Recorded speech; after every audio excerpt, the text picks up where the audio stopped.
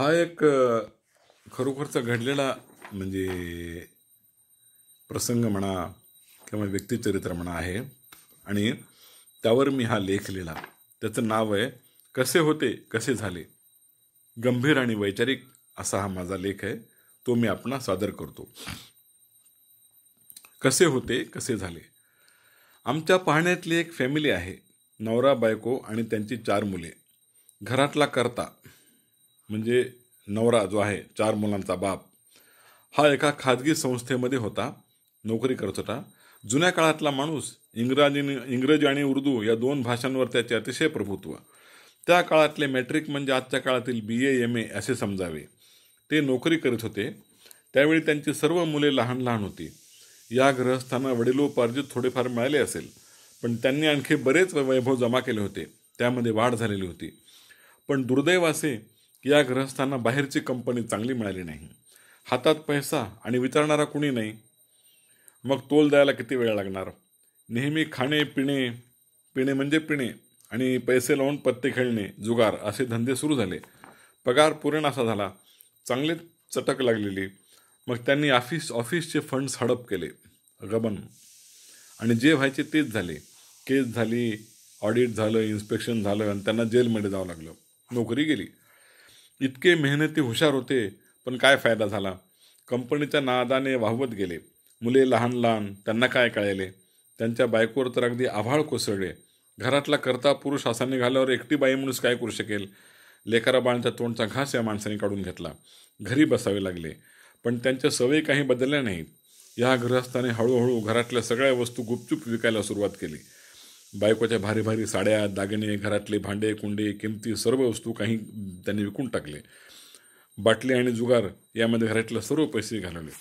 एकही काळचं घरातलं अमाप वैभव त्यांनी सर्व नष्ट केलं. स्वतः कफल्लक झाले. बायकोला डंकेची पार्वती बनवलं. लेकरं बाळ उपाशी राहिले. त्या माऊलीने बाहेर लोकांच्या घरी सडासारवण करून, कुठे भांडी घासून, धुणे धुवून, कष्ट करून लेकरांना कसे तरी खाऊ पिऊ घातले. गरिबीचे भयानक चटके या सर्वांनी सोसले. कित्येकदा तर अक्षरशः पाण्यात भाकरी खालून घ्यायची वेळ आली. ज्या वयात इतर घरातील मुलं मौज मजा करतात, त्या वयात त्या भावंडांना दीनवाणा चेहरा करून घरात बसावे लागे. असो, 4 लेकरांच्या आईने लगेच देवदेव धरला. व्रत वैकल्ये केली. नवस बोलले. पुढे पुढे थोडे बरेच दिवस आले. बायको मुलं नोकऱ्या करून या गृहस्थाला पोसू लागले. हे त्यांचेच उपकार म्हणावे. सगळ्यात मोठा मुलगा, त्याला नंतरच सर्व प्रकार समजला. त्याच्या डोक्यात बापाविषयी भयंकर तिडीक बसली. तुम्ही या घरासाठी काय केले. नवरा म्हणून आमच्या आईला काय सुख दिलं. बाप म्हणून आपल्या वयात मुलांसाठी काय केलं. असा प्रश्न तो रोखठोक विचारू लागला.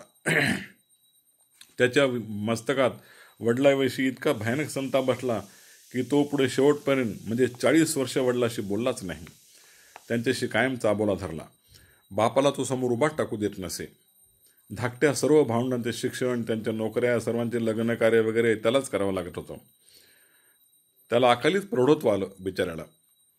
आयुष्यात तो फक्त एकदाच आपल्या वडिलाच्या पाया पडला. तो ते गेल्यानंतर ज्यावेळेस वडील गेले, शेवटचा एकदा त्यांच्या पाया पडला. केवळ ते आपले वडील आहेत, त्यांनी आपलं जग दाखवलं, जन्म दिला, ही एकच उपकार भावना त्यांनी मनात ठेवून त्यांना जन्मभर पोचले होते. त्याच्या दृष्टीने त्याच्या वयाच्या मानाने त्याचा राग योग्य होता. अधिकाराने आणि मानाने तुम्ही कितीही मोठे असलात तरी या घरासाठी तुम्ही काय केले ते आधी सांगा.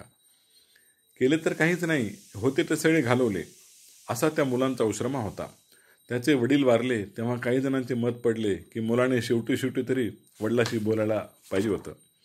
तेवढंच म्हाताऱ्याला मरताना समाधान वाटलं असतं. मुलगा मला बोलला या आनंदात त्यांना मृत्यूमध्येही सुख वाटलं असतं. शेवटी प्रत्येकजण हा माणूसच आहे. चुका होतात, कुणी कोणाचा इतका राग धरू नये असं बाकीच्यांना वाटलं. असो, आता जिवंत असताना त्या गृहस्थाला देखील शेवटी कुठंतरी फील झाला असेल, आपण बायको मुलांसाठी काही केलं नाही या विचाराने थोडे वाईटही वाटले असेल, पश्चाताप झाला असेल. कारण शेवटी माणूस म्हणल्यावर कधीतरी प्रत्येकाची भावना जागृत होते. त्याला पश्चाताप होतो, त्याच्या मनाला टोचणी लागते. पण आपल्या अंतःकरणातल्या भावना कुठेतरी ओळखून घ्याव्यात असं त्याला त्यावेळेस वाटतं.